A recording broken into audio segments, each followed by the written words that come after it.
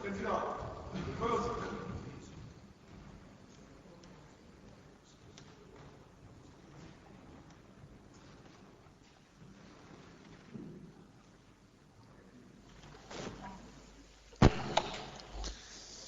séance est ouverte. Mevrouw Talman, madame Katabi, mevrouw Schelfout, meneer Seder en meneer Koveliers zijn verontschuldigd. Nous passons à l'examen de quelques projets de loi. Le premier est le projet de loi portant assentiment à la convention d'entraide judiciaire en matière pénale entre le Royaume de Belgique et la République de Corée. Le rapporteur est Monsieur Procureur, qui, je suppose, s'en réfère à son rapport écrit. De algemene bespreking is geopend. Vraagt iemand het woord? Quelqu'un demande-t-il la parole? Si personne ne demande la parole, nous passons à l'examen des articles. Article 1er, pas d'observation adoptée. Article 2, pas d'observation adoptée. Nous passerons cet après-midi au vote sur l'ensemble. Wetsontwerp tot wijziging van het gerechtelijk wetboek in het kader van de wet betreffende de vergoeding van schade als gevolg van gezondheidszorg. De verslaggever is meneer Van Parijs. Ik geef u graag het woord.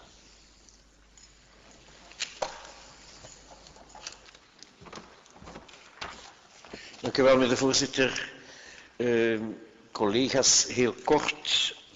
De bespreking van dit wetsontwerp heeft zich vooral geconcentreerd rond de gewijzigde rechtspraak van de Raad van State over het statuut van de administratieve geldboetes. Daar is een ruime discussie over geweest in de Commissie voor de Justitie. En ik geloof dat het belangrijk is dat deze discussie werd gevoerd, omdat we ook in de toekomst moeten nagaan hoe we met die gewijzigde rechtspraak in deze materie zullen moeten omgaan ten aanzien van de administratieve geldboetes. Collega Van den Berg heeft daar heel uitvoerig verwezen naar een recent arrest van het Hof van Cassatie en in tegenstelling tot de tot op dat ogenblik geldende rechtspraak van de Raad van State. Dit is in het rapport uitdrukkelijk vermeld. Ik denk dat we dat in de toekomst in rekening zullen moeten brengen, telkens wanneer wij geconfronteerd worden met regelgeving waarop administratieve geldboetes zijn voorzien. Voor het overige hebben wij het wetsontwerp dat in de Kamer was goedgekeurd overgenomen. De commissie heeft dit eenparig goedgekeurd, met dien verstande dat er een aantal technische correcties zijn aangebracht op basis van de opmerkingen van de dienst wetsevaluatie, technische correcties die voorliggende tekst die verbeterd werd door de Commissie voor de Justitie ligt voor. Het gaat vooral om een aantal cijfermatige aanpassingen die noodzakelijk waren ingevolge het feit dat ondertussen een aantal nieuwe wettelijke bepalingen tot stand waren gekomen. Tot daar, meneer de voorzitter, dit kort verslag in deze toch wel heel specifieke omstandigheden. En ik ben bijzonder vereerd met uw bijzondere aandacht. Dank u. Quelqu'un demande la parole? Monsieur Mahou. Monsieur le Président, d'abord féliciter le rapporteur pour la brièveté et la rigueur de son rapport, quelles que soient les circonstances. Je veux simplement dire que par rapport au texte qui nous vient de la Chambre, peut-être trois éléments. Le premier élément qui concerne les modifications techniques qui sont largement inspirées d'ailleurs des remarques du service de législation du Sénat. Donc il y a une série de remarques qui ont été intégrées. Je pense que ça ne pose pas de problème de fond. Le deuxième élément, c'était le sort qu'on réservait effectivement aux amendes, dans leur distinction d'amende administrative ou d'amende pénale.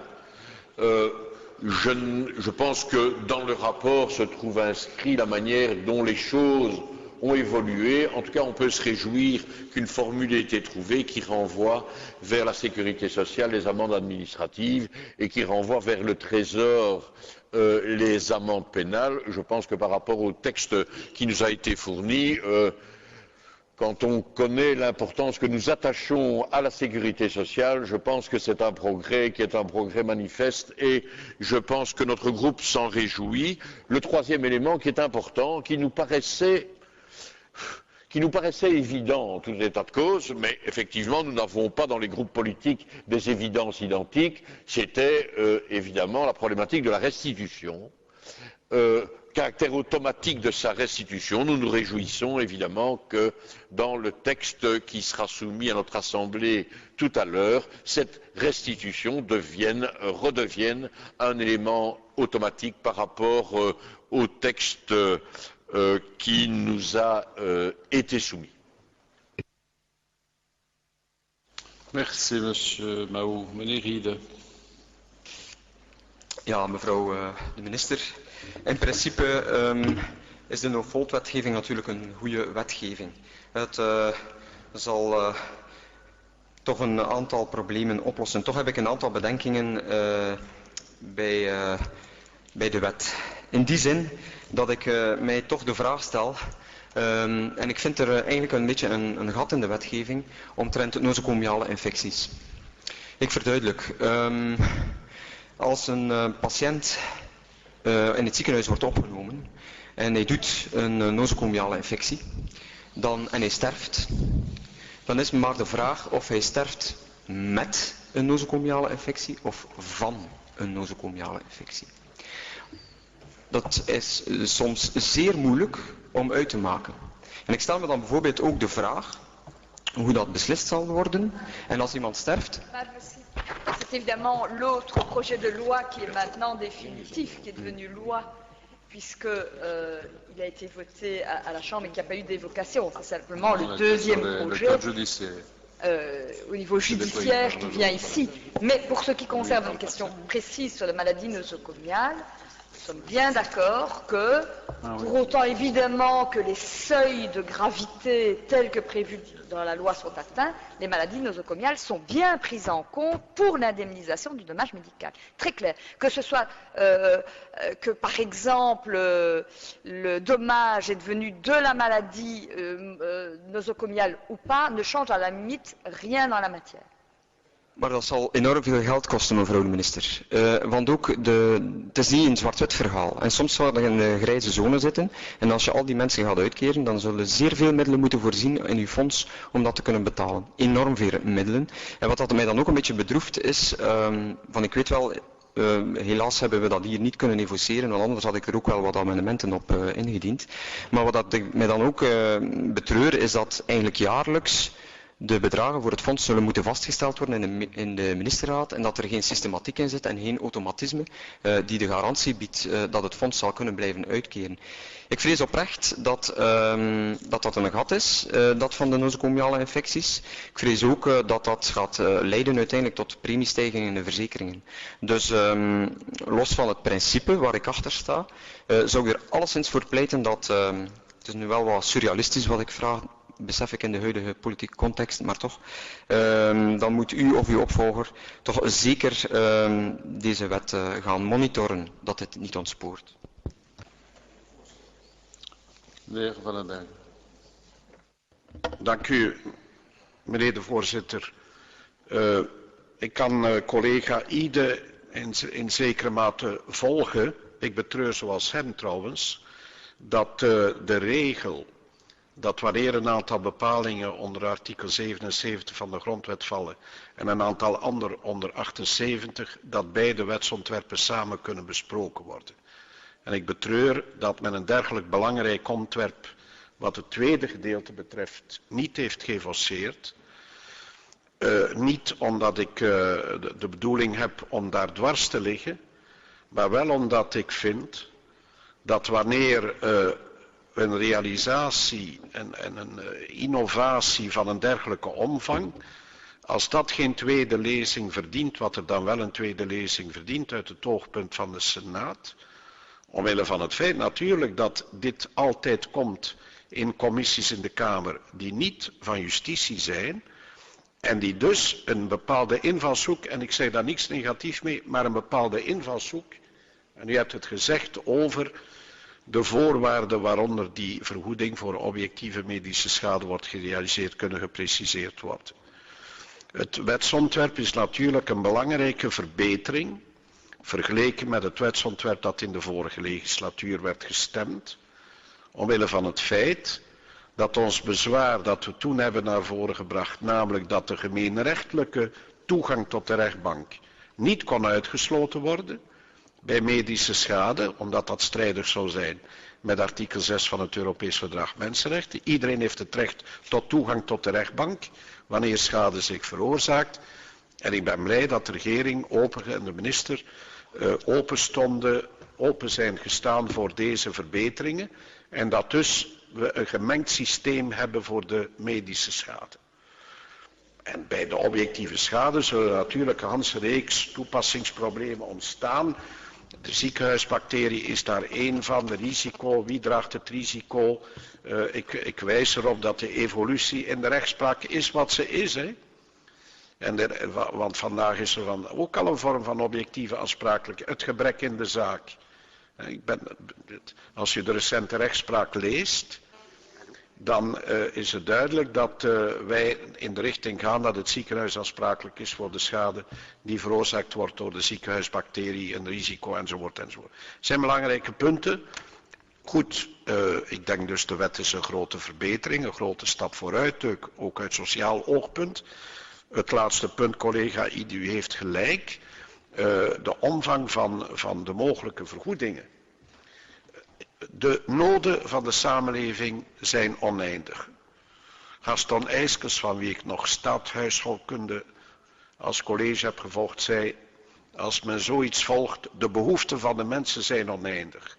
En in de politiek zijn het niet de beschrijving van de behoeften die noodzakelijkerwijze tot een definitief controleerbaar beleid kunnen leiden. En dus daar zal de regering moeten afwegen welke de omvang en de marges zijn in de begroting, want ik ben er inderdaad van overtuigd, en dat bewijzen ook bepaalde studies, dat in omvang de medische schade als zo begroot zeer aanzienlijk is en dat, denk ik, vandaag de middelen niet ter beschikking zijn om die aanzienlijke schade te vergoeden. Vraagt nog iemand het woord? Madame de ministre.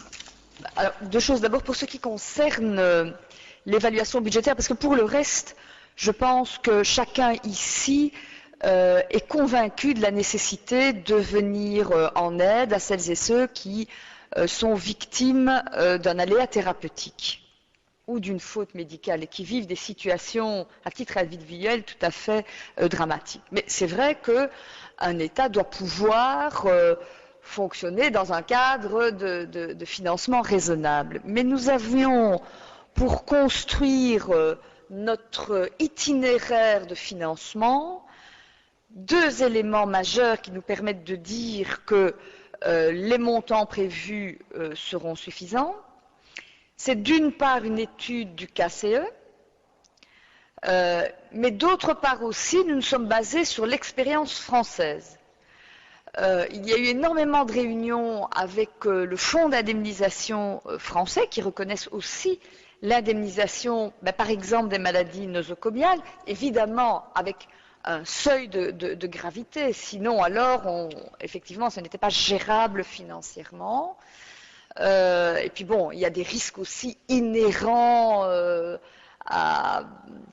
par exemple pour les maladies nosocomiales, au fait que l'on peut contracter une maladie en fonction du lieu où on se trouve à un moment donné. Mais bon, à partir du moment où le risque conduit à un dommage important, il nous a semblé important de l'indemniser. Donc, en tout cas, pour ce qui concerne les moyens budgétaires, on s'est basé sur l'étude du Kennis Centrum et on s'est basé sur l'expérience française et nous avons l'impression, il faudra bien entendu évaluer, que nous serons dans les cordes. Deux, j'en profite pour remercier le Sénat et j'interviendrai tant d'ailleurs pour le projet 2 que pour le projet 3 sur le fond, puisque le Sénat a provoqué un débat que nous n'avions pas eu à la Chambre sur les recours concernant les sanctions administratives, sur le point de savoir, M. Vandenberg, puis M. Van Parijs, qui ont évoqué cette question juridique pointue, à savoir lorsqu'il y a une sanction administrative, le Conseil d'État, les tribunaux de l'ordre judiciaire sont-ils compétents pour gérer les contestations? Alors, l'intérêt de la discussion au Sénat a été de remarquer que dans le courant 2009, il y a eu des décisions importantes de la Cour de cassation, du Conseil d'État, qui ont en quelque sorte cadré le débat et qui nous permettent de dire que ce projet rentre dans l'application de cette nouvelle jurisprudence Cour de cassation et Conseil d'État, puisque, en quelque sorte, lorsque vous avez une sanction administrative, le Conseil d'État est compétent si la loi n'a pas prévu la compétence des tribunaux de l'ordre judiciaire. Ici, nous avons, en termes de recours, prévu la compétence des tribunaux de l'ordre judiciaire, et dès lors, le projet en tant que tel est complet. Une autre question qui a été posée notamment par M. Van Parijs et M. Vandenberg était celle de la cohérence. Je dis tout de suite, j'évoque les deux, que ce soit, parce que c'était la même question juridique, hein, le point 2 et le point 3 à l'ordre du jour. La cohérence, par exemple, pour le point 3, c'est vrai que l'Office de contrôle des mutualités peut, pour d'autres décisions, être soumis au regard, au recours du Conseil d'État, alors que ici, pour les sanctions administratives, c'est les tribunaux de l'ordre judiciaire. Et donc ça, je comprends très bien, on aurait pu faire le choix de l'un comme de l'autre. Et donc, vous avez évoqué la question de n'y a-t-il pas une simplification à avoir en la matière pour amener tout le contentieux au niveau du Conseil d'État en la matière. Ici, notamment, pour ce qui concerne l'Office de contrôle des mutualités, la difficulté, c'est qu'on gère en même temps la question des mutualités, mais aussi des assurances. Et qu'au niveau de la CBFA, ce sont les tribunaux de l'ordre judiciaire qui étaient le choix de cohérence. Mais je vous comprends très bien, la logique aurait pu nous amener à faire un autre choix. Mais je pense que le choix que nous avons fait juridiquement est correct. Au niveau de la logique, nous avons choisi une voie de cohérence CBFA qui peut avoir ses adeptes, comme je le comprends très bien, qui peut être mise en question pour la problématique de différenciation des contentieux, ordre judiciaire et Conseil d'État. Voilà, moi ce que je voudrais en tout cas, c'est remercier pour le débat que nous avons eu. Je dois dire que quand vous avez évoqué la problématique, j'ai eu les yeux, les oreilles, la tête pleine de questions en me demandant si oui ou non nous n'avions pas oublié quelque chose, mais heureusement, le projet de loi conduisant à un recours devant les tribunaux de l'ordre judiciaire des sanctions administratives nous permet de respecter totalement la nouvelle jurisprudence Cour de cassation, Conseil d'État. Et donc voilà pourquoi je voudrais remercier le Sénat. Oui. Meneer de voorzitter, ik dank mevrouw de minister. Heeft inderdaad een ander punt even aangeraakt dat in het verslag zowel van het tweede punt van onze agenda als het derde punt aan de orde komt. Met name de vraag die gesteld is bij de discussie in de commissie van Justitie, of meer bepaald, we hebben in de commissie van Justitie erop gewezen dat er een nieuwe rechtspraak was van het Hof van Cassatie, die op het ogenblik dat het wetsontwerp door de regering werd uitgewerkt natuurlijk nog niet was bekend. En met name dat de Hof van Cassatie de Raad van State terug heeft gefloten, waar de Raad van State had gezegd dat ze niet bevoegd was om dwangsommen of administratieve boetes op te leggen. Het Brussels gewest in verhaal is gegaan bij het Hof van Cassatie om te zeggen dat de Raad van State wel bevoegd was voor de administratieve boetes. En het Hof van Cassatie die wijziging van rechtspraak heeft aanvaard. En dus, dat was enige verrassing voor de vakantie dat we die punten naar voren brachten, maar dat was gewoon erop te wijzen of het niet coherenter zou zijn van te zeggen, voor de controle juridisch op die instellingen nemen we één orgaan. ofwel de rechtbank van Eerste in Brussel, ofwel de Raad van State. Omdat natuurlijk wij nu weer het probleem hebben van de dubbele controle. Bon, ik ben ervan overtuigd, indien die rechtspraak aan de regering zou gekend zijn maanden geleden, vooraleer het ontwerp zou zijn opgesteld, dat op dat ogenblik dat veel beter in de discussie zou zijn kunnen betrokken worden en dat we daar misschien een andere oplossing hadden kunnen uitwerken. We zijn ook nu gevat door de nieuwe financiële structuur en ook de discussie daarover in de Senaat. Ik denk dat we, en ook voor de justitiële hervormingen, want mijn blik wendt zich daar niet van af, dat we de structuren, de verhalen moeten vereenvoudigen en dat we op dat ogenblik de zaak duidelijker moeten uitmaken en bepaalde keuzes maken voor één bevoegd orgaan. En ik denk dat we dan dit punt op dat ogenblik opnieuw onder ogen kunnen nemen. Vraagt nog iemand het woord? Quelqu'un demande-t-il encore la parole? Personne. La discussion générale est close. Examen des articles. Article 1er, pas d'observation adopté. Article 2, pas d'observation adopté. Article 3, geen bezwaar aangenomen. Artikel 4, geen bezwaar aangenomen. We gaan straks over het geheel stemmen. Projet de loi portant les dispositions diverses en matière de l'organisation de l'assurance maladie complémentaire. De verslaggevers zijn voor de Commissie Sociale Zaken mevrouw Leijnen en madame Vienne. Et pour la Commission de la Justice, monsieur Vastersavets, qui s'en réfère à leur rapport écrit. Nous passons à la discussion générale. Quelqu'un demande-t-il la parole? Vraagt iemand het woord? Personne? Nous passons alors à l'examen des articles. Article 1er, pas d'observation adoptée. Article 2, pas d'observation adoptée. Article 3, pas d'observation adoptée. Article 4, geen bezwaar aangenomen. Article 5, pas d'observation adoptée. Article 6, pas d'observation adoptée. Article 7, pas d'observation adoptée. Article 8, geen bezwaar aangenomen. Article 9, geen bezwaar aangenomen. Article 10, geen bezwaar aangenomen. Article 11, pas d'observation adoptée. Article 12, pas d'observation adoptée. Article 13, pas d'observation adoptée. Article 14, pas d'observation adoptée. Nous voterons tout à l'heure sur l'ensemble. Nous passons maintenant aux demandes d'explication. En ik geef het woord aan mevrouw Van der Meers voor haar vraag aan de vice-eerste minister en minister van Financiën over de terugbetaling van BTW aan buitenlandse handelaren. Meneer de voorzitter, daar kreeg ik al een schriftelijk antwoord op. Ik heb enkel nog, en ik heb nog een aantal vragen waar ik schriftelijk antwoord op kreeg. Ik heb enkel nog vragen aan de minister van Justitie. Ze zijn de ST en U. Zijn die? De vragen ST en U. ST en U. Ja, al mijn overige vragen zijn beantwoord geweest. U heeft het antwoord gekregen, schriftelijk. Ja, dus ik heb enkel nog mijn 3 vragen aan de minister van Justitie. Oké.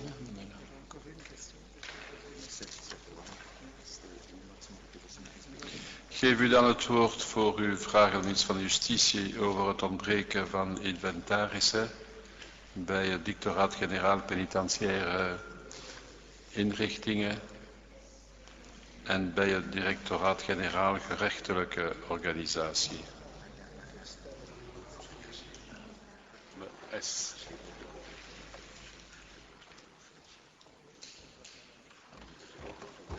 Dank u, meneer de voorzitter. Uit een rapport van het Rekenhof betreffende de inventarisatie en beveiliging van materiële vaste activa bij de federale overheidsdiensten, dat goedgekeurd werd op 16 september 2009, blijkt dat het Directoraat-Generaal Penitentiaire Inrichting van de federale overheidsdienst Justitie helemaal geen inventaris kon voorleggen. Het Directoraat-Generaal Gerechtelijke Organisatie had geen inventaris van de bestaande kantoormeubelen en materiaal. Nu had ik toch graag geweten wat de oorzaak is van deze nalatigheid, omdat het toch aanzienlijk aantal kantoormeubelen en materiaal betreft, en welke maatregelen de minister reeds heeft genomen om deze lacunes weg te werken. Meneer de staatssecretaris.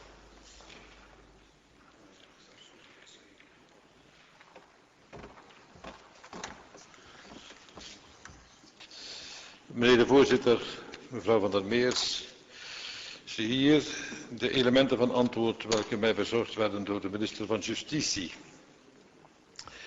In antwoord op uw vraag kan ik u bevestigen dat in het Directoraat-Generaal Rechterlijke Organisatie geen centrale inventaris bestaat van het meubilair of van het materiaal dat deel uitmaakt van het patrimonium.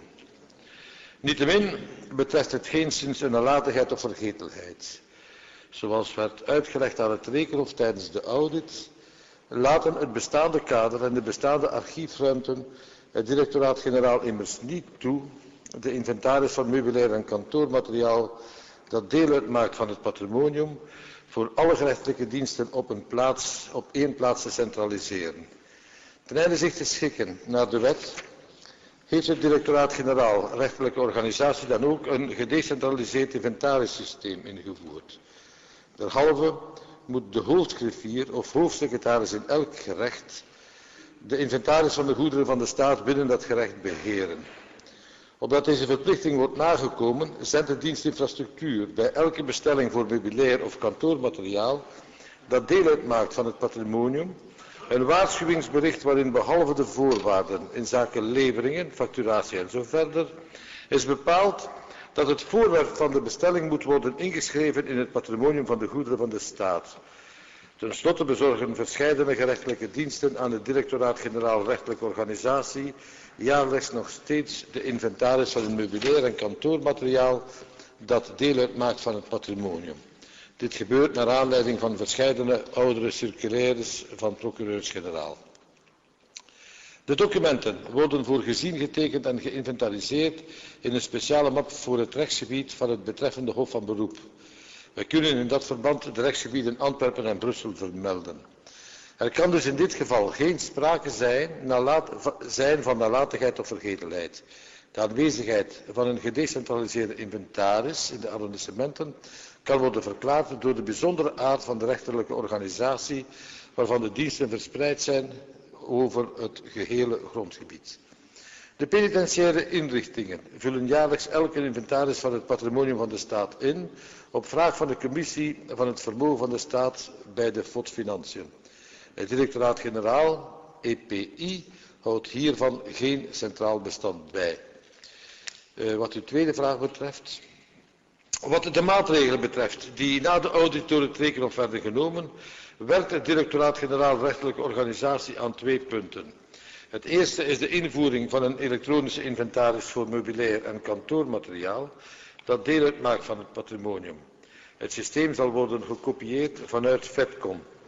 Vanaf de inschrijving van de factuur in het systeem zal de inventaris dienst per dienst elektronisch kunnen worden gegenereerd en opgeslagen, zoals dit thans het geval is voor het informatica-materiaal en de faxtoestellen die in de gerechtelijke diensten worden gebruikt.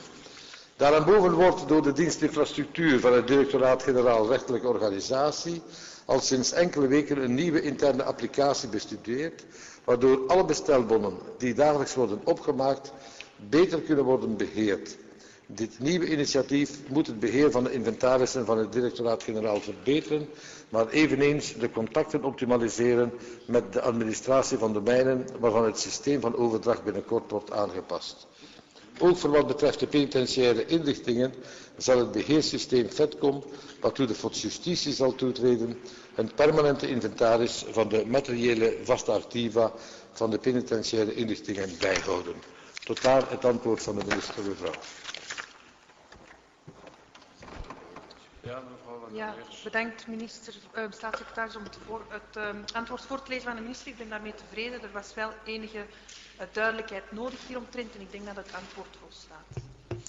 Ik geef u terug het woord, mevrouw Van der Meers, voor uw vraag aan de minister van Justitie over de kostprijs van terreinen voor het bouwen van nieuwe gevangenissen.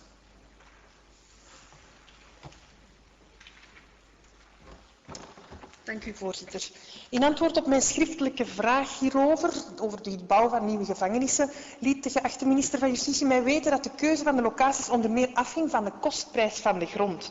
Nu zou ik graag van de minister geweten hebben voor elk van de weerhouden locaties, als ook voor de uiteindelijk niet weerhouden locatie te Puurs, wat de oppervlakte was die moest aangekocht worden, wat de totale kostprijs van de grond is, wat de prijs per vierkante meter is en wie de eigenaars zijn van de gronden die moeten worden verworven. Dank u, meneer de staatssecretaris.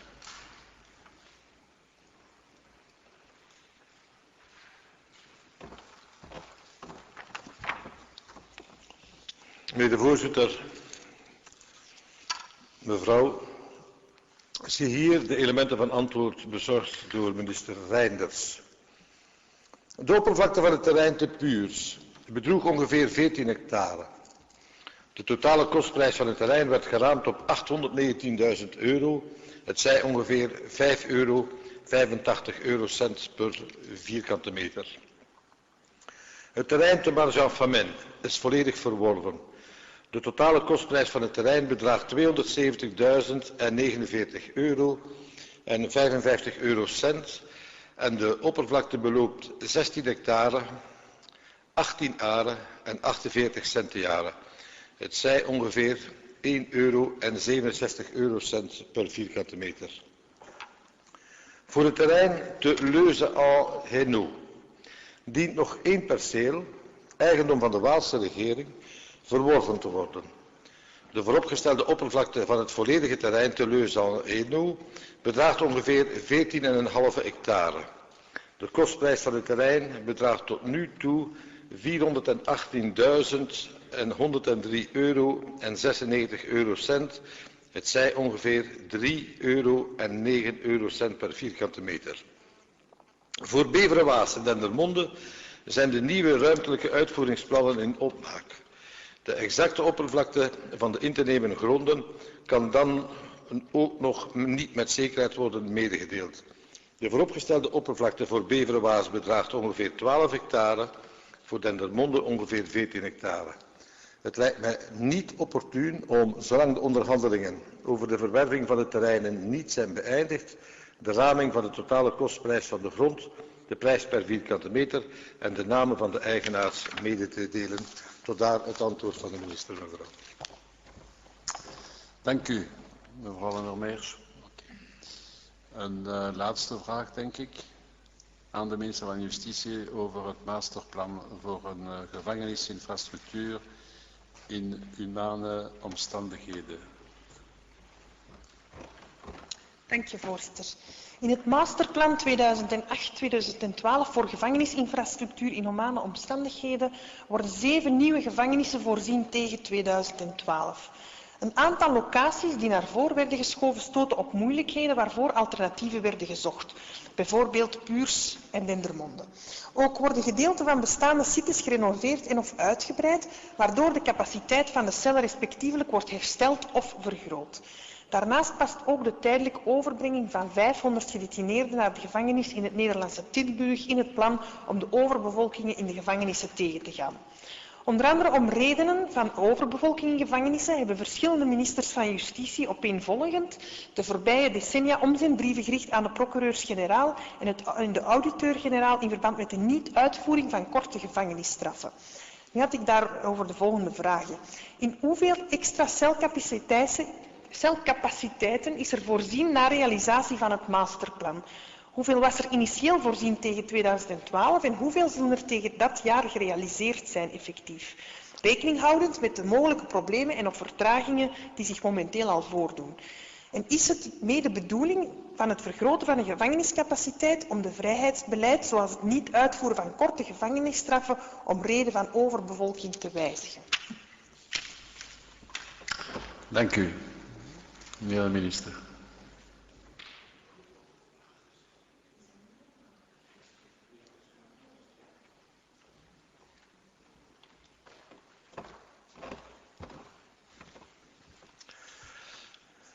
Meneer de voorzitter, mevrouw, zie hier de elementen van antwoord bezorgd door de minister van Justitie. Wat uw eerste vraag betreft, het masterplan voorziet in een uitbreiding van de capaciteit op 4 verschillende manieren. Het recupereren van verloren celcapaciteit van 268 plaatsen. Het merendeel van die plaatsen zijn reeds teruggewonnen en het einde van die fase is reeds in 2011 voorzien. Een uitbreiding van de capaciteit op bepaalde sites voor een totaal van 379 plaatsen, waarvan er reeds 173 gerealiseerd zijn. De uitbreiding van Leuven Centraal en Everberg is voorzien voor 2013 en 2014. Derde element. De bouw van 7 nieuwe gevangenissen voor een totaal van 1916 plaatsen. Alle procedures zijn thans lopende. Voor het PFC Gent beschikken wij reeds over de bouwvergunning. En ik hoop dat deze fase in 2013 zal zijn afgerond.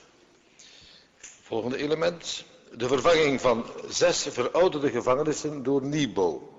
Het gaat hier voornamelijk om betere capaciteit voor een totaal van 2240 plaatsen, hoewel er daarbij ook extra capaciteit zal komen. Het gaat om de laatste fase van het masterplan en zal dus na 2013 gerealiseerd worden, alhoewel we nu reeds zijn begonnen met de voorbereidende procedures, het vinden van een geschikt terrein onder andere. Het masterplan zal de capaciteit dus met zo'n 2000 plaatsen verhogen. Tegen 2012 zullen wij de capaciteit met ongeveer 441 plaatsen verhoogd hebben, wat overeenkomt met een nieuwe gevangenis. Maar het grootste luik zal in 2013 plaatsvinden. Wat uw tweede vraag betreft. Het masterplan is een bouwprogramma dat de realisatie van een infrastructuur beoogt om detentie in humane omstandigheden toe te laten. De belangrijkste grondslag van het masterplan is het nijpende probleem van de structurele overbevolking waarmee onze penitentiaire inrichtingen te kampen hebben. De overbevolking drukt immers steeds zwaarder op de leefomstandigheden binnen de inrichtingen, zowel bij gedetineerden als bij het personeel. De stappen die in uitvoering van het masterplan worden gezet, zullen echter niet onmiddellijk merkbare resultaten boeken op het vlak van de overbevolking. Om die reden heeft de regering beslist om als tijdelijke overbruggingsperiode de penitentiaire inrichting van Tilburg te huren, zodat 500 gedetineerden voorlopig in Tilburg kunnen worden gehuisvest. Deze operatie laat ook toe dat in de Belgische strafinrichtingen overplaatsingen kunnen gebeuren van gedetineerden, zodat de druk op de inrichtingen kan verdeeld worden. Het masterplan beoogt dus de overbevolking structureel aan te pakken en is op geen enkele manier gelinkt aan de vraag rond de al dan niet uitvoering van korte gevangenisstraffen. De inspanningen om bijkomende capaciteit te verwerven beogen in hoofdorde de problematiek van de overbevolking structureel aan te pakken en te vermijden dat de volledige penitentiaire infrastructuur uit haar voegen barst. De vraag naar de al dan niet uitvoering van kortere gevangenisstraffen is een ander beleidsvraagstuk. Tot daar het antwoord van de minister van Justitie. Dank u. Ja, hartelijk bedankt voor het voorlezen van het antwoord. Het verwondert mij toch enigszins dat men zegt dat het een andere discussie is over het uitvoeren van die korte straffen. Nochtans was dat de overbevolking de oorzaak van het in voege treden van het niet uitvoeren van die korte straffen. Ik zal dan ook niet nalaten om het beleid ten aanzien van het niet uitvoeren van korte straffen ook ter vraag te stellen in een volgende vraag om uitleg. Ik dank u. Monsieur Siquet, je vous donne la parole pour votre question au vice-premier ministre et ministre des Affaires sociales sur le financement du projet relatif à la lutte contre les chats errants.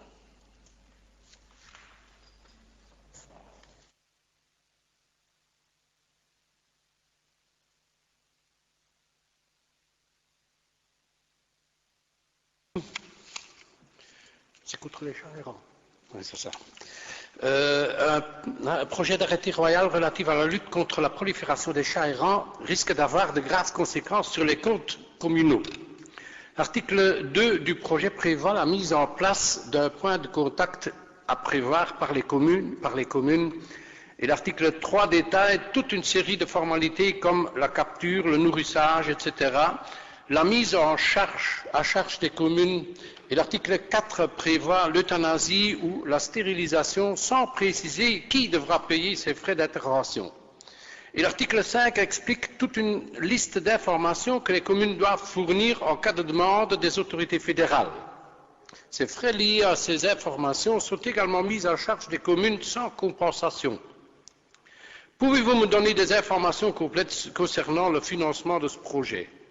Suite aux statistiques du SPF Santé publique, sécurité de la chaîne alimentaire et environnement, service bien-être animal et CITES, en 2008, 35 079 chats ont été recueillis en Belgique, dont 22 580 ont été classés comme chats errants. Ce nombre énorme pose un problème financier qui s'aggrave par le fait que chaque jour, des nouveaux chats errants sont trouvés partout dans notre pays. Je vous remercie pour votre réponse. Merci, M. Siquet. Monsieur le secrétaire d'État.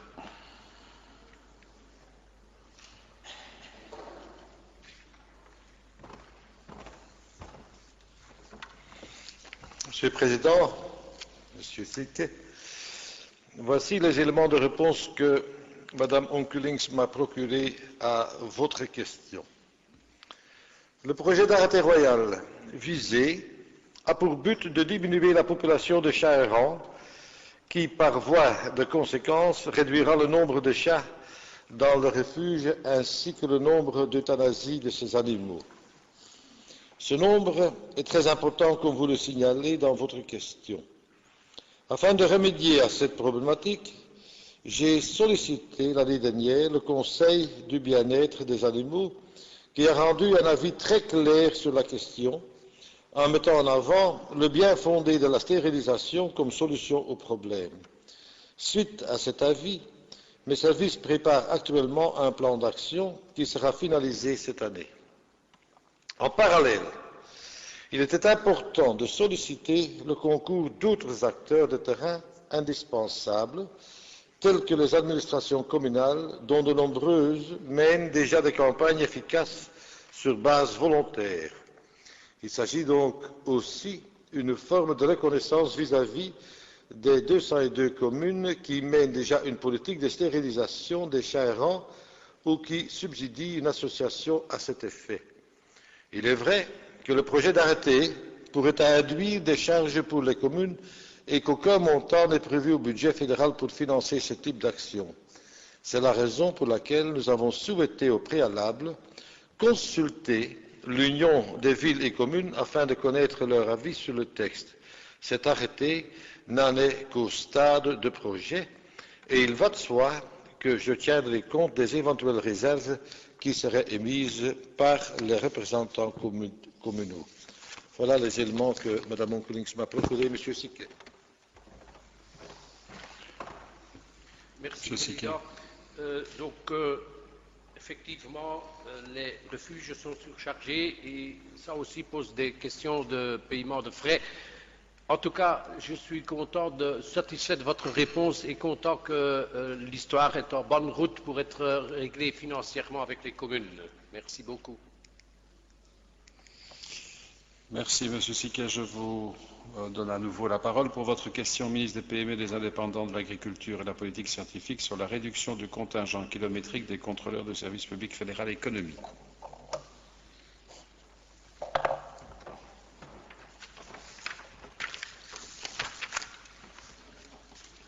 Merci, Monsieur le Président. Les contrôleurs du service public fédéral pour l'économie jouent un rôle capital dans le fonctionnement du contrôle des prix sur le marché d'alimentation, aux pratiques du marché et à la protection du consommateur. Les contrôleurs du service public fédéral pour l'économie sont notamment chargés de vérifier les prix de la consommation dans les magasins et une nouvelle loi vient d'être votée à la Chambre et au Sénat pour garantir une meilleure protection des consommateurs. Il me revient que le contingent kilométrique des agents du service de contrôle a été réduit de 16 800 à 16 100 km par an. Je doute que ça se limitera, ça restera là. Cela signifie une réduction de 700 km par an. Et ne craignez-vous pas que cela soit perçu comme un message négatif sur le terrain? En effet, tout le monde s'accorde sur la nécessité de multiplier les possibilités de contrôle. Ne craignez-vous pas que cette réduction n'entraîne au contraire une diminution des possibilités de contrôle en limitant la mobilité des agents qui sont chargés de la bonne application de la législation? Quelles mesures avez-vous prises par ailleurs pour garantir le renforcement des contrôles? Merci beaucoup. Merci. Monsieur le secrétaire d'État.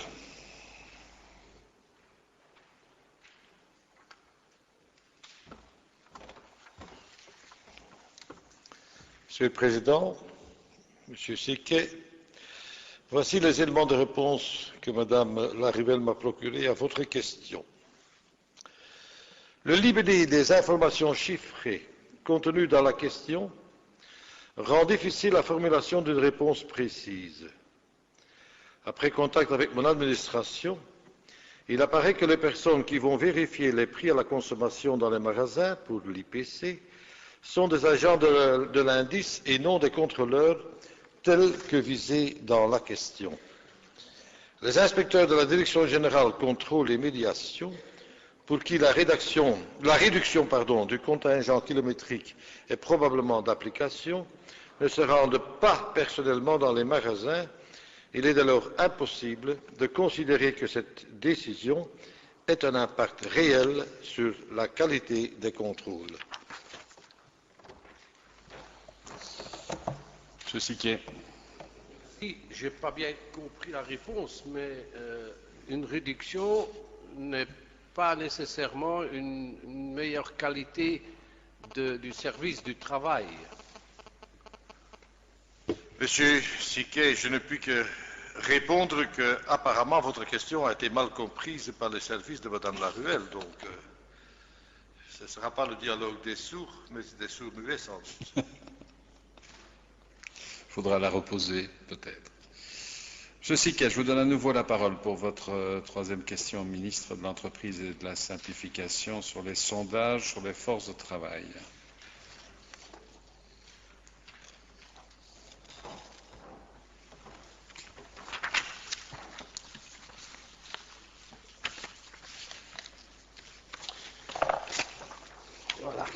Merci, Monsieur le Président. Régulièrement, l'Institut national des statistiques procède à une enquête par sondage sur les forces de travail. La participation à cette enquête est obligatoire sous menace d'une amende administrative à l'encontre des contrevenants.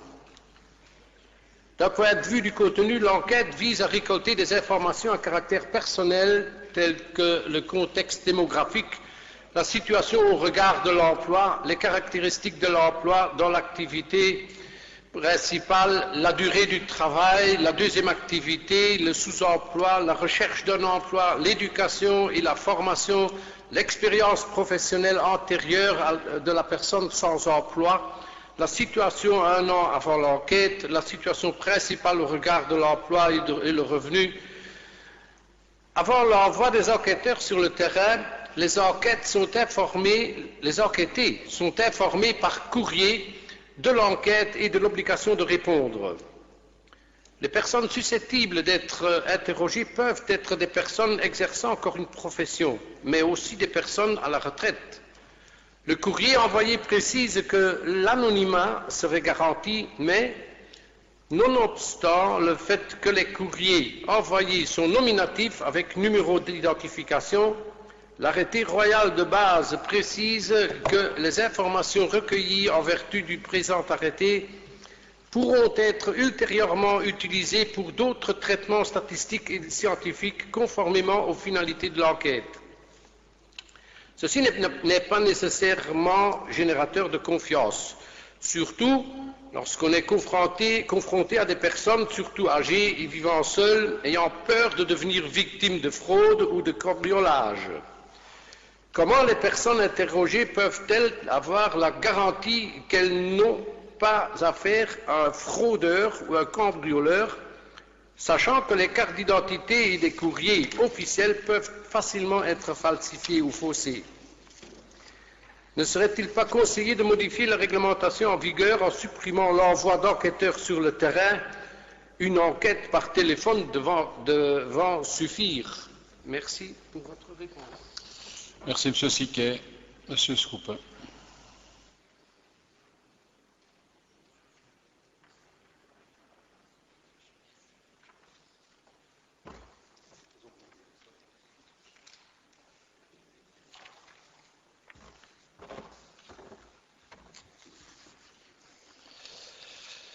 Monsieur le Président, Monsieur Siquet, voici la réponse extensive que le ministre de la Simplification m'a procurée à votre question. L'enquête par sondage sur les forces de travail, EFT, effectuée en Belgique, est une enquête socio-économique auprès des ménages sur base trimestrielle, dont l'objectif premier est de classer la population en âge de travailler, 15 ans et plus, en 3 groupes exhaustifs et distincts, personnes occupées, chômeurs et inactifs, et qui fournit sur chacune de ces catégories des données descriptives et explicatives. Le but est de collecter des informations qui soient comparables au niveau européen, en particulier en rapport avec le taux de chômage et le taux d'emploi, selon les définitions du Bureau international du travail, le BIT. Et par ailleurs, de recueillir et de diffuser des données qui ne peuvent être obtenues d'autre manière. Mobilité des salariés, motivation pour travailler à temps partiel, niveau d'études de la population, etc. Les données démographiques du registre national servent de base au sondage. Les garanties mises en place pour garantir aux personnes interrogées qu'elles n'ont pas affaire à un fraudeur ou cambrioleur sont les suivantes. La Direction générale Statistique et Information économique, DGSIE, a mis en place plusieurs mesures pour limiter les risques de fraude. Primo, les personnes sélectionnées pour répondre à l'enquête sur les forces de travail reçoivent une lettre officielle du SPF Économie leur annonçant la visite d'un enquêteur et expliquant l'objet de l'enquête. Les ménages n'ayant pas reçu de lettre ne doivent pas participer à l'enquête, même si un enquêteur se présente à leur domicile. 2. Lorsque l'enquêteur se rend au domicile du ménage sélectionné, il doit se référer explicitement à la lettre qui a été envoyée préalablement et présenter son badge d'enquêteur aux couleurs du SPF Économie. Si l'enquêteur ne peut présenter son badge, le ménage doit refuser l'enquête. 3. Pour limiter tout risque de fraude, la DGSIE a mis en place une ligne téléphonique gratuite dont le numéro est explicitement repris dans la lettre qu'elle envoie à chaque ménage. Le ménage a alors, à tout moment, la possibilité de contacter la DGSIE afin de vérifier l'identité de l'enquêteur qui doit se rendre à son domicile et la légalité de la démarche. Si le ménage n'a pas été sélectionné ou si l'enquêteur n'est pas au service de la DGSIE, il sera alors averti de la tentative de fraude. 4.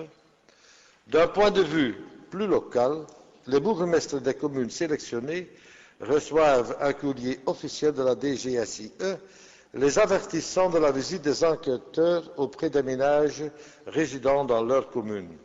De ce fait, la police est également avertie de l'enquête et peut, le cas échéant, rassurer les ménages sélectionnés ou poursuivre les éventuels fraudeurs.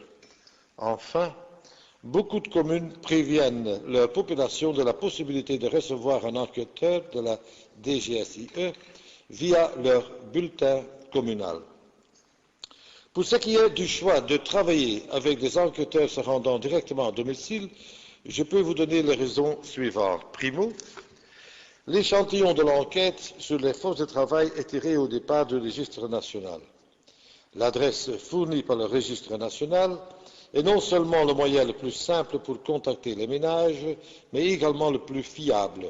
En effet, nos études montrent que le contact par courrier permet de limiter le taux de refus à 3%, ce qui est impossible à obtenir par téléphone. Si nous adoptions l'enquête par téléphone, nous serions dans l'incapacité de trouver le numéro de téléphone des ménages sélectionnés, ne disposant que d'un numéro de GSM ou d'un numéro privé. Or, ces derniers représentent à eux seuls de 30 à 35% de la population et présentent un profil spécifique.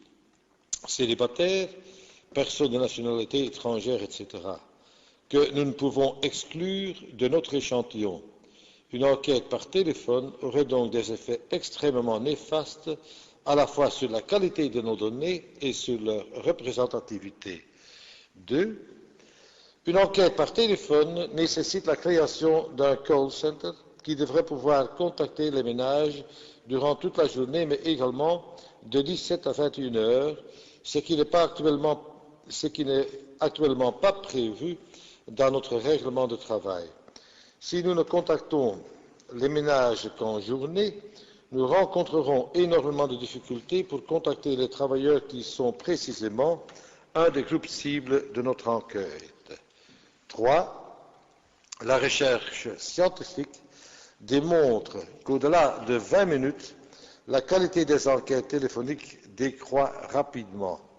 Sachant que l'enquête sur les forces de travail interroge l'ensemble des membres du ménage, et que l'entretien dure en moyenne 10 minutes par personne, il est irréaliste de penser pouvoir interroger un ménage en moins de 20 minutes.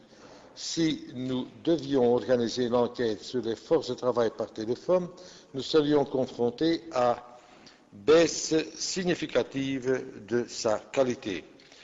J'espère vous avoir convaincu que la manière de travailler que mon administration adopte pour l'instant est la plus adéquate et donne les meilleures garanties pour des résultats qualitatifs. Voilà la réponse du ministre, M. Siquet. Merci, Monsieur le ministre. Je crois que la réponse est satisfaisante. Je pourrais éventuellement revenir à charge à l'avenir encore concernant l'application du régime linguistique, mais je suis satisfait de la réponse momentanément. Merci beaucoup. Voilà, M. Siquet, je pense que vous avez encore 2 questions, c'est ça? La question, je vous donne la parole pour votre question sur les indemnisations en cas de maladie professionnelle. Sur les indemnisations en cas de maladie professionnelle du personnel de la police.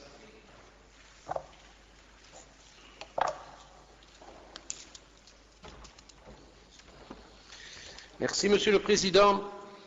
En accord avec l'arrêté royal du 30 mars 2001 portant le statut du personnel des services de police, les zones de police comme personnes juridiques sont obligées de garantir une indemnisation en cas d'accident de travail et de maladie professionnelle de leur personnel.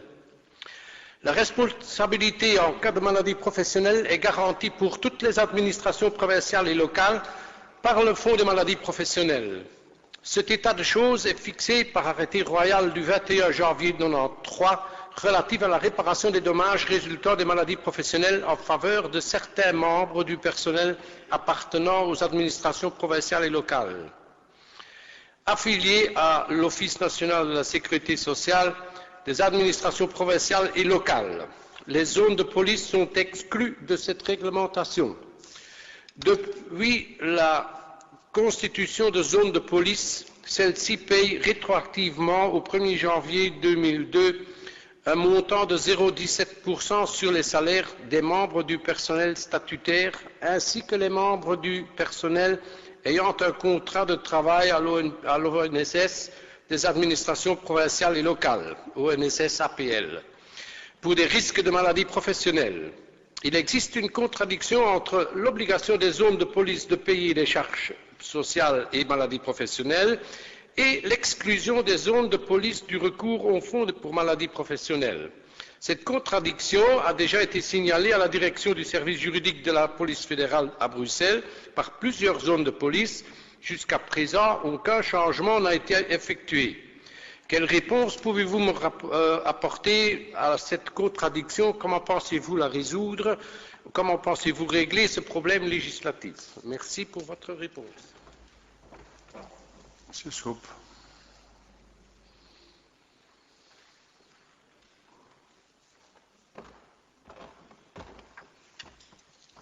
Monsieur le Président, Monsieur Siquet, voici les éléments de réponse que Mme Turtelboom m'a procurés.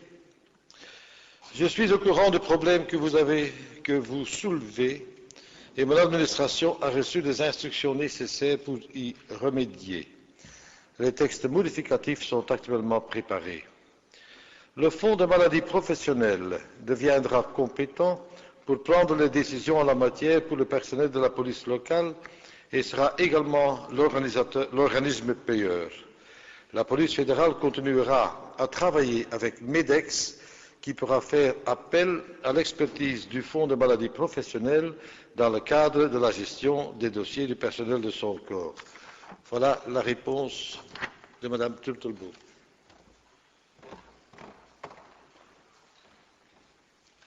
Merci. Je suis tout à fait satisfait de la réponse. Merci beaucoup. Merci. Alors, je vous donne la parole, Monsieur Siquet, pour votre dernière question au secrétaire d'État au budget et à la politique de migration et d'asile sur le nouveau site web de Child Focus sur la sécurité en ligne.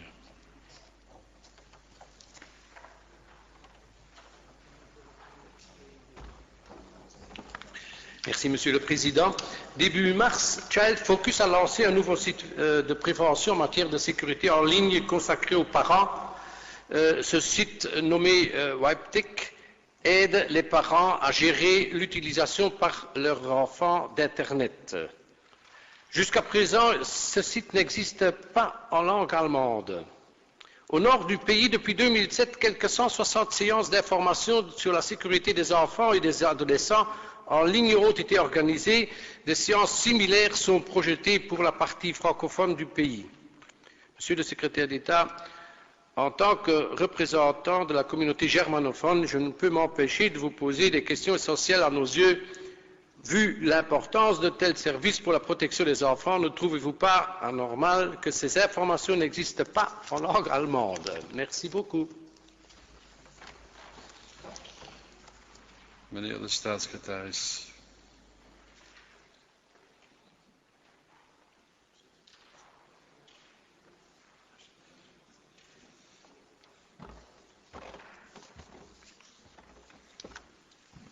Monsieur le Président, Monsieur Siquet,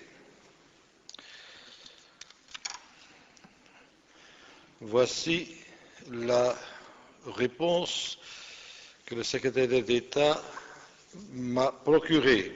Il vous remercie pour l'avis positif émis sur l'outil et son importance à l'égard de la protection des enfants et du soutien parental. L'aide du secrétariat d'État consiste en un soutien financier et conceptuel afin d'aider Child Focus à développer en français un programme existant chez eux depuis 3 ans déjà, mais en néerlandais uniquement. Cet état de fait n'avait d'ailleurs soulevé aucune question auparavant. Child Focus est une ASBL indépendante, non soumise aux obligations de loi linguistique. La mise en œuvre d'un programme en allemand à destination de notre population germanophone serait par ailleurs intéressante. Nous suggérerons à Child Focus d'y penser pour l'avenir, mais cette opération ne se limite pas à une simple traduction.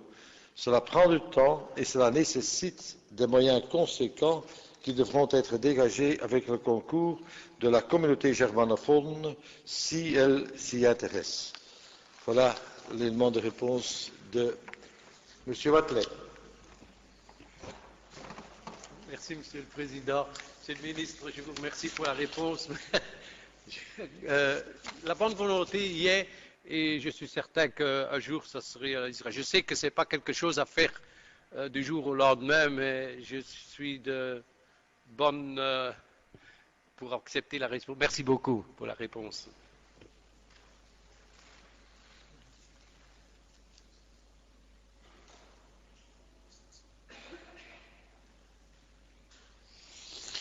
Bien, nous attendons Madame Tillemans qui va nous rejoindre d'une seconde à l'autre pour poursuivre. Non, mais heureusement, nous serons sauvés par une femme, comme c'est souvent le cas.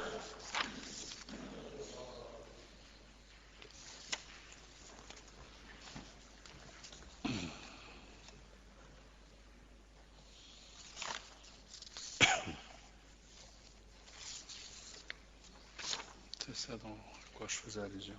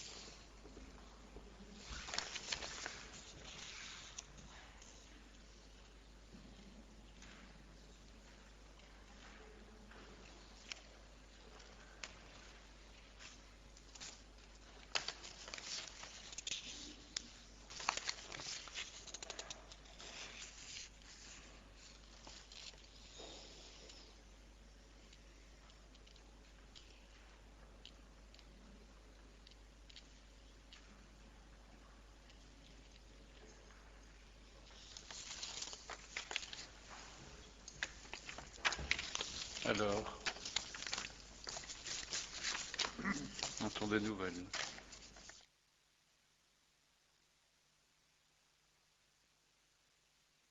Ce cas-là.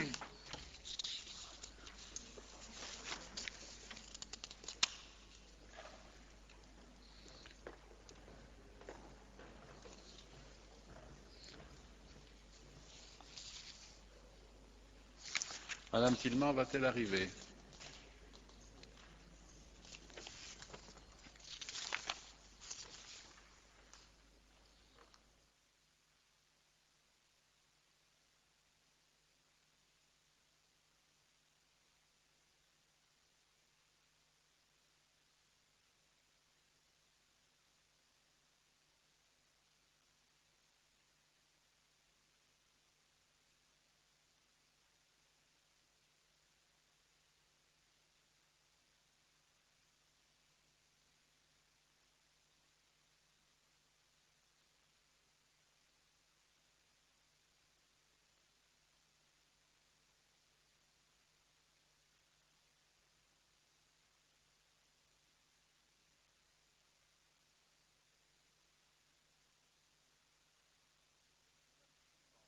La parole pour votre question au ministre des Affaires sociales et de la Santé publique sur le service héliporté médical pour la province de Luxembourg.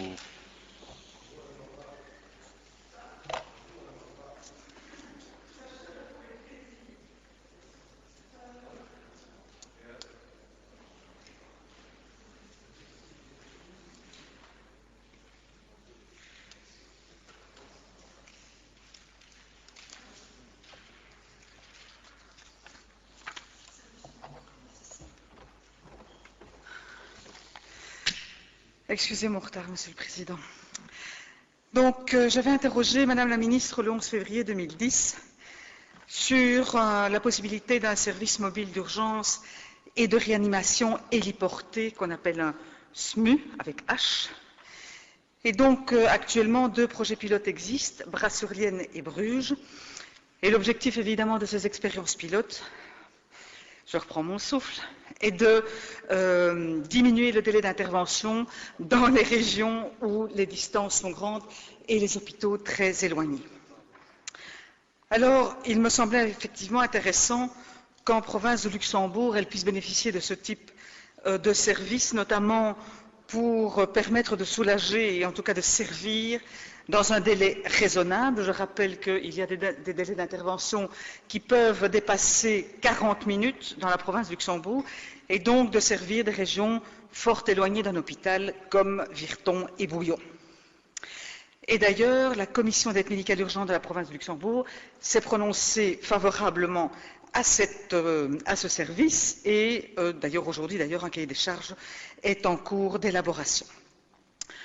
Alors, lorsque j'avais interrogé la ministre, elle m'avait répondu que suite au rapport transmis en novembre dernier par le Conseil national des secours médicaux d'urgence, elle souscrivait à l'existence d'un SMU, mais sous certaines conditions, qui étaient délai d'intervention, base juridique de la planification, et qu'il n'y ait pas d'intérêt particulier dans cette demande.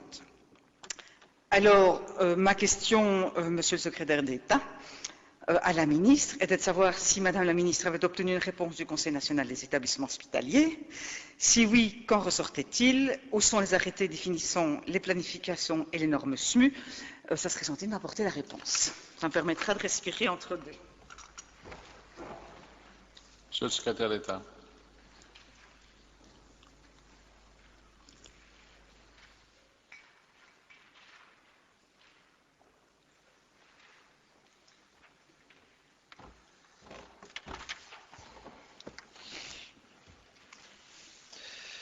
Monsieur le Président, Madame Tillmans, vous avez bien couru pour une très courte réponse parce que Madame Onkelings me fait savoir que le CNEH n'a pas encore à ce jour rendu son avis.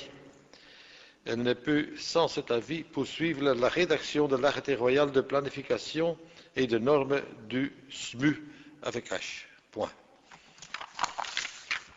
Merci, Monsieur le secrétaire d'État. La réponse est malheureusement un peu courte. Oui. La parole pour votre question à la vice-première ministre des Affaires sociales et de la Santé publique et au ministre du Climat et de l'Énergie, au ministre de l'Entreprise et Simplification sur l'application de l'arrêté royal du 25 novembre 2005, règlement les tatouages. Oui. Donc il s'agit effectivement de cet arrêté royal qui réglemente les tatouages et les piercings. Effectivement, il a permis de clarifier et d'uniformiser les pratiques et en accent évidemment sur la problématique sécurité-hygiène. Alors, pour faire bref, cet arrêté de 2005, évidemment, a le mérite d'exister, mais présente certaines lacunes, notamment au niveau de la formation du personnel, notamment au niveau de la distinction faite entre bijoutiers et les personnes qui font du piercing, tatoueurs, qui à nos yeux n'est pas justifié étant donné que les risques sanitaires sont les mêmes. Qu'il n'y a aucun délai de réflexion qui est laissé aux clients et enfin et surtout la problématique de la protection des mineurs n'est pas suffisamment garantie dans cet arrêté royal parce qu'en fait aucune condition d'âge n'est requise. L'article 6 alinéa 2 de l'arrêté royal stipule que le fonctionnement doit uniquement s'assurer du fait que le client est en état moral, notamment en ce qui concerne la maturité et physique de subir l'acte et le cas échéant de ne pas accomplir l'acte. Alors, on se posait la question de savoir, parce que ça n'a pas été défini dans l'arrêté royal, ce qu'est l'état moral. Est-ce que cela implique en tout cas un jeune qui peut avoir 11 ans, 13 ans, mais peut-être moins encore, et donc de le tatouer ou de le percer sans autorisation de ses parents. Donc il n'existe aucune uniformité des pratiques, aucune protection spécifique à l'égard des mineurs, et donc on peut quand même reconnaître que certaines de ces interventions ne sont pas sans risque. Donc en l'absence de consignes claires, eh bien, certains professionnels refusent en dessous de 18 ans, mais c'est bien parce qu'il y a quand même pas mal de jeunes qui sont là, refusent en dessous de 18 ans de faire du piercing ou du tatouage, d'autres autorisent les jeunes de 16 ans à faire du piercing ou du tatouage, et d'autres demandent l'accord des parents.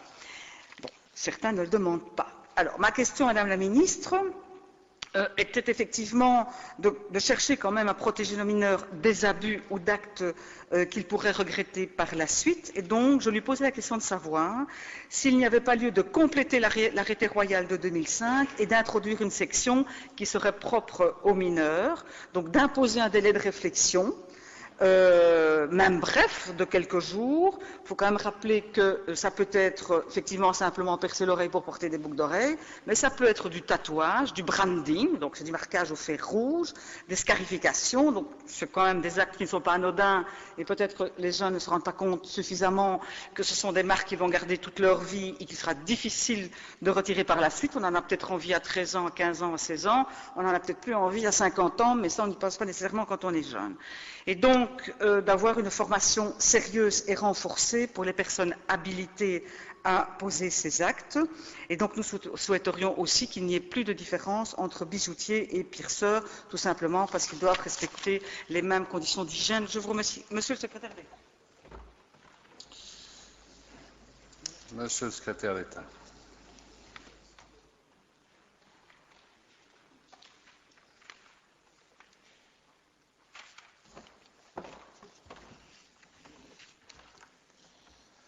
Monsieur le Président, Madame Tielemans, voici les éléments de réponse que Madame Onkelings m'a procurés.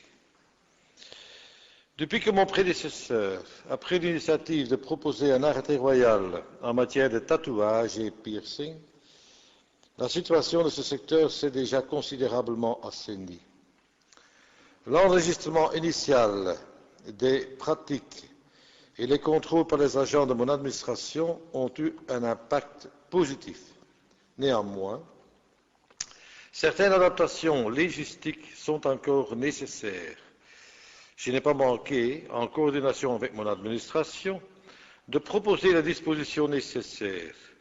Comme vous le savez, l'arrêté tatouage et piercing est pris en application de l'article 37 ter de l'arrêté royal numéro 78 du 10 novembre 1967, qui exige un avis préalable du Conseil supérieur de la santé.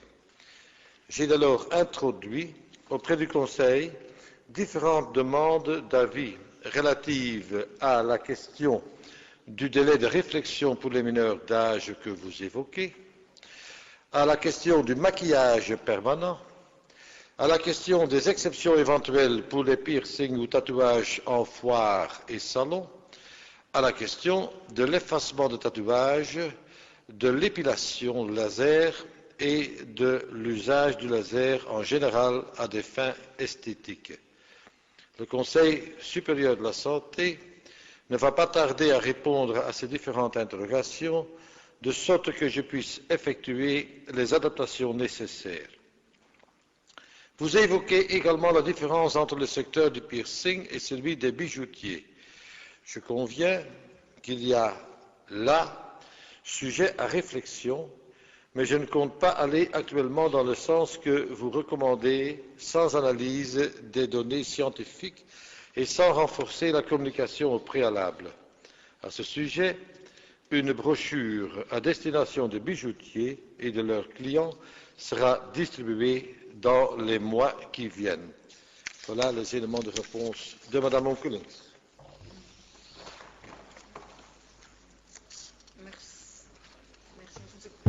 Merci, Monsieur le Secrétaire d'État.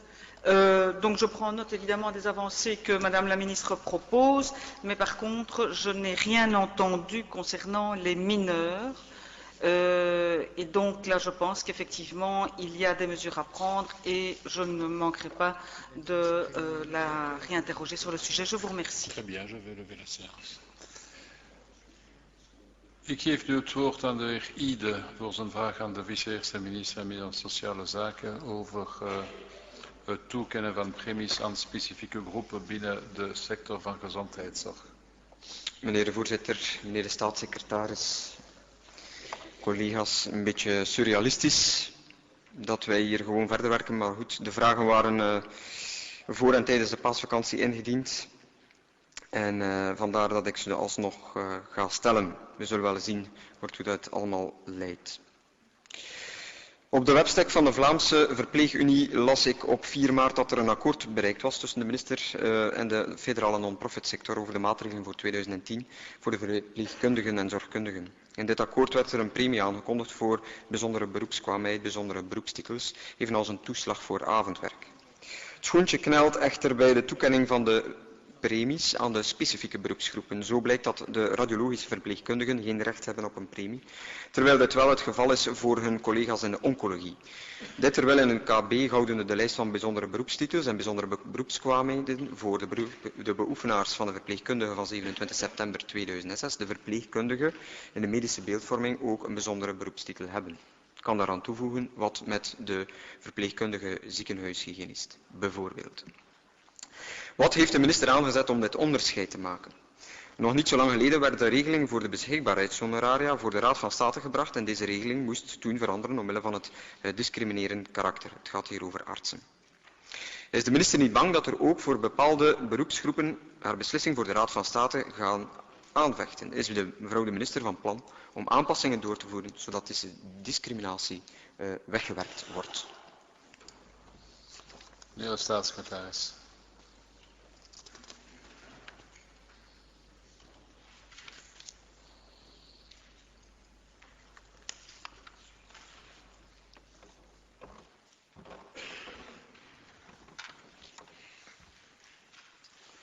Meneer de voorzitter, meneer Ide, zie hier de elementen welke mevrouw Onkelings mij heeft bezorgd op uw vragen. Dit akkoord past in het kader van de uitvoering van mijn plan voor de aantrekkelijkheid van het verpleegkundig beroep. Een van de maatregelen is de financiële valorisatie van de specialisaties. Ik begrijp perfect dat de verpleegkundigen die een bijkomende opleiding volgden, ongeduldig uitkijken naar hun erkenning en de financiële valorisatie ervan. Het koninklijk besluit van 27 september 2006 geeft de lijst weer van de bijzondere beroepstitels en van de bijzondere beroepsbekwaamheden. Elk van deze specialisaties vereist daarna de publicatie van een ministerieel besluit dat de criteria vastlegt waaraan moet voldaan worden om deze titel of bekwaamheid te verkrijgen. De thans erkende titels of bekwaamheden zijn intensieve zorgen en urgenties, pediatrie, gepubliceerd tijdens de vorige regeerperiode, en de oncologie, gepubliceerd in 2009 in het kader van het kankerplan. De besluiten betreffende de titel pediatrie, neonatologie en de bekwaamheid diabetologie volgen het normale parcours voor een dergelijke publicatie. De volgorde van de publicatie is in overeenstemming met het voorstel van de Nationale Raad voor Verpleegkunde. Dit past mij perfect omdat deze specialisaties overeenstemmen met een zorgprogramma, in het geval van de pediatrie, of zorgtraject voor de diabetologie. De volgende zijn de psychiatrie, titel en bekwaamheid, en al deze specialisaties hebben betrekking op een belangrijk aantal patiënten. Het is niet mogelijk om sneller te werk te gaan. De analyse van de individuele dossiers en de toekenning van deze titels en bekwaamheden vragen zeer veel werk voor mijn administratie, die moet zorgen voor de opvolging van talrijke dossiers op diverse materies. Tot daar het antwoord van mevrouw Onkelings. Ja, ik kan alleen maar pleiten dat er toch sneller werk van gemaakt wordt, want dus in de huidige context plaats ik dat tussen aanhalingstekens vanzelfsprekend. In de toekomst, of dat dan mevrouw Onkelings is of een eventuele opvolger, zal er toch werk moeten gemaakt worden, zodanig dat er geen onderscheid is en dat er geen discriminatie is tussen mensen met een bijzondere beroepskwaamheid. Bien. Ik geef u het woord voor een laatste vraag, want ik zal weg moeten nu. Ik heb een vergadering. Er is geen ondervoorzitter die aanwezig is. Donc voilà, dernière question de ce matin.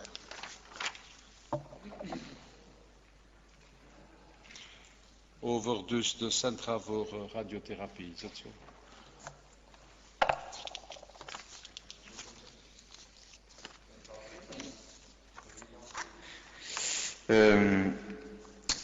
Ik ben bezorgd over de evolutie in het dossier radiotherapie, zoals mocht blijken uit mijn vraag om uitleg 1402, waarbij u bij monden van staatssecretaris Wattelet meegaf, en ik citeer: in het KB van 9 juli 2000 houden de bepaling van het maximale aantal diensten radiotherapie dat mag geëxploiteerd worden, wordt het aantal radiotherapiediensten en eveneens het aantal radiotherapiediensten die gezamenlijk erkend zijn, beperkt tot het aantal diensten die erkend zijn op datum van publicatie van het KB. Hiervan kan afgeweken worden voor zover zich in de provincie waarin de vestigingsplaats gelegen is geen andere radiotherapiedienst bevindt en de afstand tussen deze vestigingsplaats en de dichtbijzijnde radiotherapiedienst tenminste 50 kilometer bedraagt. Einde citaat. Nu blijkt echter dat er sprake is van een aantal nieuwe satellieten waarbij Moeskroen, Ieper en Antwerpen genoemd worden. Deze satellieten zullen echter in de 50 kilometer straal vallen van de andere radiotherapiecentra. Ik ben bezorgd door deze nieuwe ontwikkelingen en ik durf te vermoeden dat de minister deze bezorgdheden ook deelt. Wil de 50 kilometer regeling niet zeggen dat het onmogelijk is om satellieten op te starten indien er reeds een radiotherapeutisch centrum aanwezig is? Heeft de minister reeds nieuwe aanvragen ontvangen voor de oprichting van satellieten? Wat is de houding van de minister in deze kwestie? En is de minister bereid contact op te nemen met de voorzitter van de Belgische Vereniging Radiotherapie en Oncologie, aangezien de BVRO als wetenschappelijke beroepsvereniging toch het meest aangewezen is? Dank u voor het antwoord. Dank u, meneer de staatssecretaris.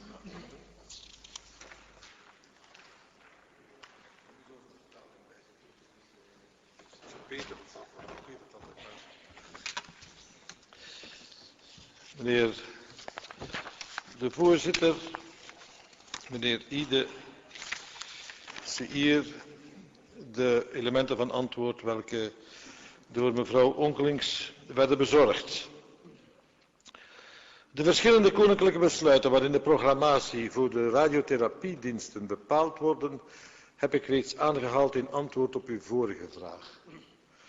In het koninklijk besluit van 5 april 1991, het artikel 3, paragraaf 1 bis, wordt bepaald dat 2 of meerdere diensten voor radiotherapie gezamenlijk mogen beantwoorden aan de erkenningsnormen, indien de erkenning aan één ziekenhuis verleend wordt, indien de betrokken ziekenhuizen een samenwerkingsovereenkomst afsluiten, indien de diensten een gezamenlijk diensthoofd hebben en indien in minstens één van deze diensten tenminste 500 patiënten per jaar behandeld worden.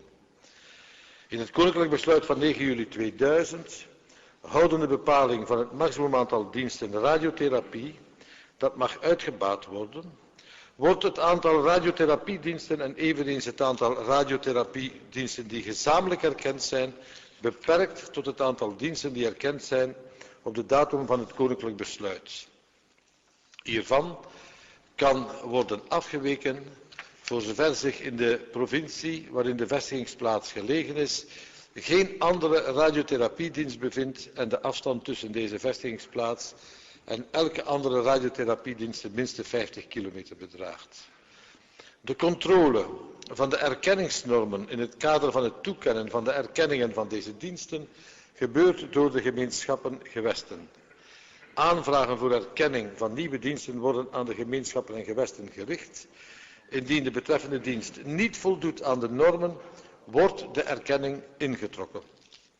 De programmatie en de erkenningsnormen voor de radiotherapiediensten zijn inderdaad onderwerpen die de gepaste aandacht verdienen.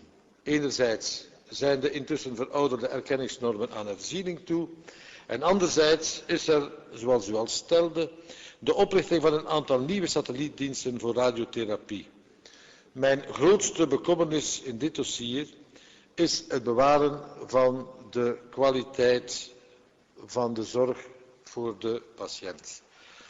Vandaar ook dat ik in verband met een eventuele aanpassing van de programmatie en de erkenningsnormen voor de radiotherapiediensten in het kader van actie 16 van het Nationaal Kankerplan een advies gevraagd heb van het College van Radiotherapie. Het werd me net overgemaakt en het zal binnenkort geanalyseerd worden. We zullen onderzoeken welke maatregelen kunnen leiden tot een oplossing voor dit probleem. Vanzelfsprekend zal dit onderzoek gebeuren in overleg met de experten van het terrein, het College van Radiotherapie en de BVRO, de Belgische Vereniging voor Radiotherapie en Oncologie. Tot daar het antwoord van mevrouw Onkeling. Dank u voor het antwoord. Meneer de voorzitter, mag ik een suggestie doen? In principe kan een andere senator het voorzitterschap waarnemen. Nee, er is geen andere voorzitter aanwezig. Als dat nog gebeurt, is dat een andere senator het voorzitterschap waarneemt. Het is nooit gebeurd de laatste jaren. Voilà, maar met wat er gebeurt, denk ik dat iedereen zal begrijpen dat er vergaderingen gehouden zijn. Dank u, la séance est levée.